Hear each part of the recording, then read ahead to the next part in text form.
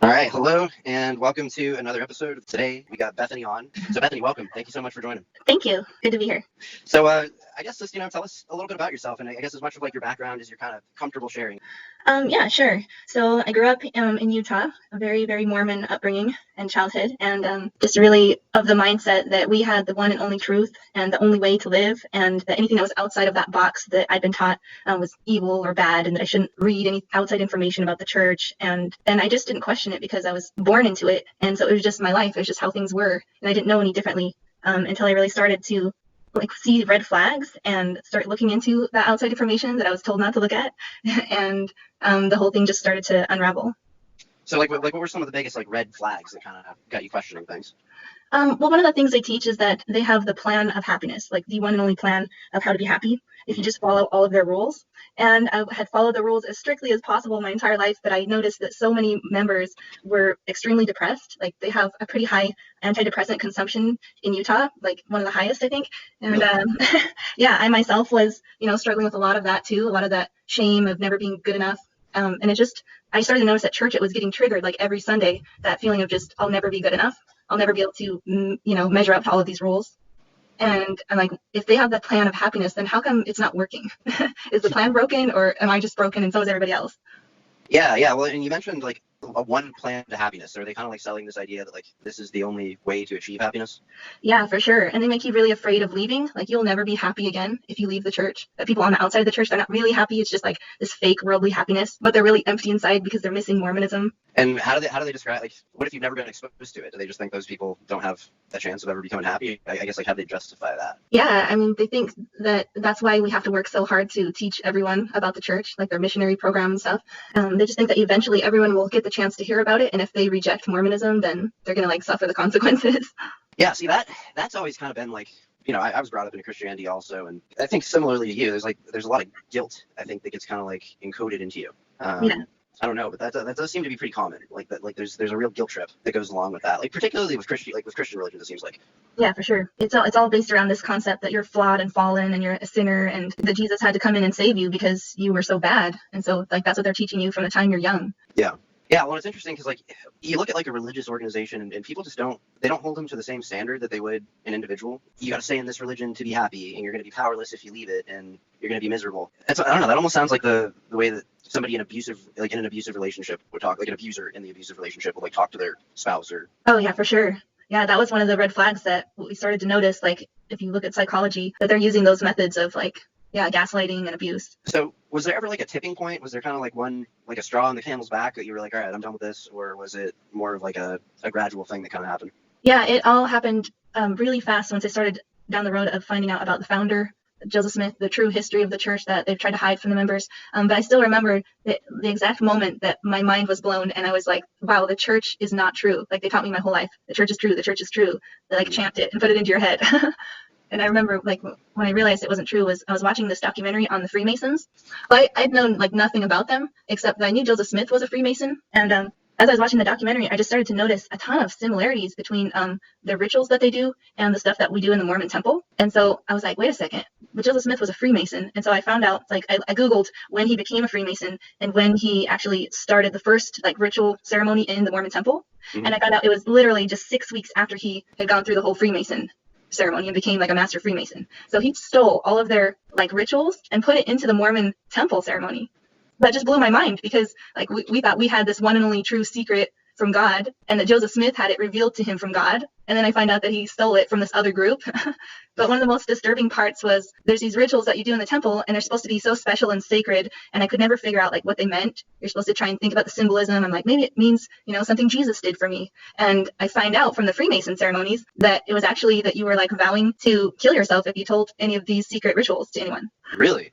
Yeah, so I was like, oh my God, this thing I've been trying to figure out all along that I thought was so special and sacred was just that you have to vow to kill yourself if you tell anyone. And the Mormon temple used to do it exactly the same way as the Freemasons in the 90s, but then they put out a survey and the members were really scared, and that ceremony was scaring them. And when they found out, they changed the ceremony. Okay, so they're saying that they've got this ultimate truth, but then they react to public opinion in such a way that they change their rituals when people get uncomfortable. Yeah. Doesn't that kind of seem like the thing? Like, if it were Right. the truth, like, it doesn't matter if people are, like, like, it doesn't matter if people are uncomfortable when you're faced with the truth. The truth is the truth, right? Yeah, they act like it comes down from the leaders from God and that people's opinion can't change it, but then they just change it based on a survey. That's okay. That's something. I'm not as familiar with LDS from like a perspective of child abuse, but that does seem to be kind of a common thing in a lot of other places. And it seems like in that type of a situation with that kind of a power structure, I guess, where you like, because they like Mormons actually call their, whoever their leader is at any given time, their prophet. Yeah. Like they believe he's a living prophet.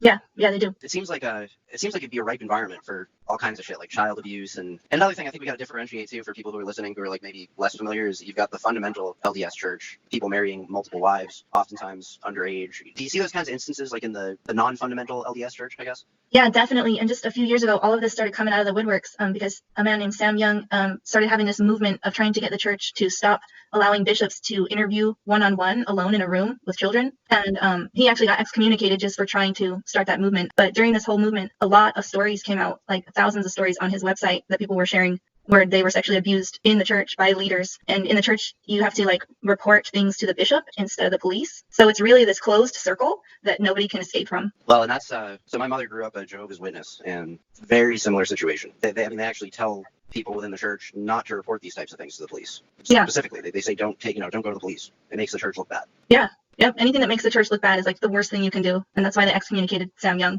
Wow. So in your case, have you been like excommunicated at this point? How's that all worked out for you? No, it was really subtle. I guess they just, I guess they didn't really care that I was very public about leaving. I put it all over Facebook. I was sharing the true history of the church. I started sharing my YouTube videos about my story, and I guess just like they ignored it. Nobody noticed. So. Okay, well that might be a good thing. Kind of avoid the drama of it. Now, like, what about your family? Have they been difficult throughout this? So my older brother had actually left before me, and it was his wife that started sending me some of the information, which is how I got out. So that was really nice to have. But there are actually 9 children in my family. It's a big Mormon family. Sure. And so 4 of us are out now. But my parents are extremely fundamental, very strict, still in. And so it's been super difficult. So they're pretty standoffish at this point. Yeah, there have been a few big like family drama fights over it, and then we just all came to an agreement to just not talk about religion when we're around each other. Well, and that's like one of the most manipulative things, one of the most manipulative tactics of any church is like to actually turn your family against somebody. And yeah, how is that a good and loving thing? Right. And they threaten you, and that's how they keep having more converts is that through the children. They're like, if you don't keep your children in the church, they're going to go to hell. So you got to work really hard to keep your children in the church. Yeah, well, it's just that guilt that we kind of brought up at the beginning. It seems like they just make it follow you throughout your entire life. Like, even your parents. Like, I can kind of, I can feel for all you guys because I can see that like everybody's in a tough spot. Like, if they, if that's truly what they believe, right, and they've had that stamped into their head that you're going to go to hell if they don't convert you back to Mormonism. Well, then yeah, of course. Of course, they're going to do everything they can to try to get you back in. You're their daughter. They love you. Yeah. And they're just super worried about people who leave. Now, so first of all, it seems like your sister-in-law is pretty ballsy. Yeah, she waited for me to sort of open the door by saying that I had stopped going to church because it was like triggering depression. And so she was like, oh, okay. It's a good opportunity. So it literally got to the point where it was triggering a depression in you. Do you have like physical symptoms? Do you feel kind of sick going in there? Like, yeah, definitely. Just started feeling like sick and just hated Sundays. Yeah, see, that's one of those things. Like, you can kid yourself for a certain period of time, but like that's when you know it's time to make a fucking change. It's like the universe telling you, like, no, you can't fucking do this anymore. So, how long ago did you leave the church? It's almost 4 years this fall. Okay.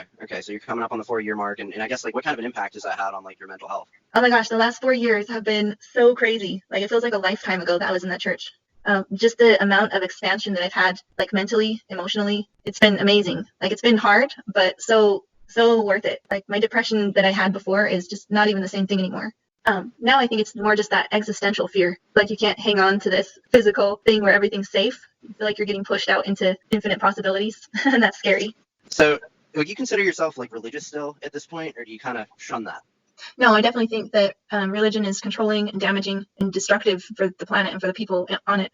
So, if you're comfortable answering, how would you like best describe your belief system after kind of coming through your experience? I just went back to the like core of just consciousness and connection. Like, they were all part of this same thing, connected somehow through time and space. And yeah, I don't really know much else, but that's like the one thing that I have left after everything fell apart, I think. Yeah, like the concept of God is just this construct we made up. Like, we are it, whatever it is.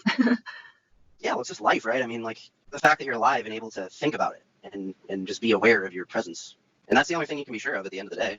You're seeing everything through these lenses, your eyes, and you don't really know what the fuck you're seeing. We could be in a simulation. Who knows? Who the Right. fuck knows? I mean, if you really want to go down the rabbit hole, like, you want to play that like a philosophical game, really at the end of the day, who knows? But the one thing that you can be sure of is that you're here experiencing something. Yeah, I think it's really beautiful. I think it's a problem that I've always had with religion, and it's almost like the most evil piece of it, is for somebody to fucking stand there and tell you that you need to access God through them. Yes. They have that fucking power over you. Yeah, it takes it away from people. They're like connection to their own inner power.